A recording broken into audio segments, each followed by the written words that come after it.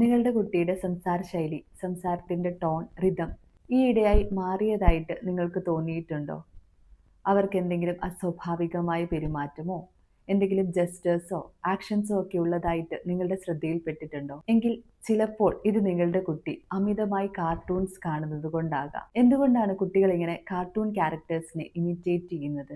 അനുകരിക്കുക അല്ലെങ്കിൽ മറ്റുള്ളവർ ചെയ്യുന്നത് അതേപോലെ കോപ്പി ചെയ്യുക എന്നുള്ളത് കുട്ടികളുടെ സ്വാഭാവികമായ ഒരു പഠന രീതിയാണ്. പ്രത്യേകിച്ച് 2 മുതൽ 5 വയസ്സ് പ്രായമുള്ള കുട്ടികൾ അവരുടെ ആക്ടിവിറ്റീസിലെ മിക്കതും മറ്റുള്ളവർ ചെയ്യുന്നത് കണ്ടാണ് പഠിക്കുന്നത്. അതേപോലെ അട്രാക്റ്റീവ് ആയിട്ടുള്ള കാർട്ടൂണിലെ കണ്ടന്റ്സ്, അതിലെ സൗണ്ട്സും ആക്ഷൻസും ഒക്കെ കുട്ടികൾക്ക് ഇമിറ്റേറ്റ് ചെയ്യാനും അത് പഠിച്ചെടുക്കാനും പരിശീലിക്കാനും ഒക്കെയുള്ള ടെൻഡൻസി നോർമലി തന്നെ ഉണ്ടാകുന്നതാണ്. ഫോർ എക്സാമ്പിൾ, ഡോറ ബുജിയിലെ ഡോറയെ പോലെ വോയിസ് ഇമിറ്റേറ്റ് ചെയ്യാൻ, ചോട്ടാ ഭീമിനെ പോലെ ഫാസ്റ്റ് ഫൈറ്റ് ആക്ഷൻസ് ചെയ്യാൻ, ഷിൻജനെ പോലെ ഫണ്ണി ടോണിൽ സംസാരിക്കാൻ, ഡാൻസ് ചെയ്യാൻ തുടങ്ങി സൂപ്പർ ഹീറോസ് ചെയ്യുന്നത് പോലെ ഹൈറ്റിൽ നിന്ന് പറക്കാനും ചാടാനും വരെ കുട്ടികൾ ശ്രമിക്കാറുണ്ട്. എന്തുകൊണ്ടാണ് ഈ കുട്ടികൾ ഇതുപോലത്തെ ഡേഞ്ചറസ് ആക്ടിവിറ്റീസ് ചെയ്യുന്നത്? കുട്ടികൾക്ക്, എസ്പെഷ്യലി 7 വയസ്സിന് താഴെയുള്ള കുട്ടികൾക്ക് അവരുടെ ബ്രെയിനിൽ സേഫ്റ്റി ഫിൽറ്റർ ഇല്ല.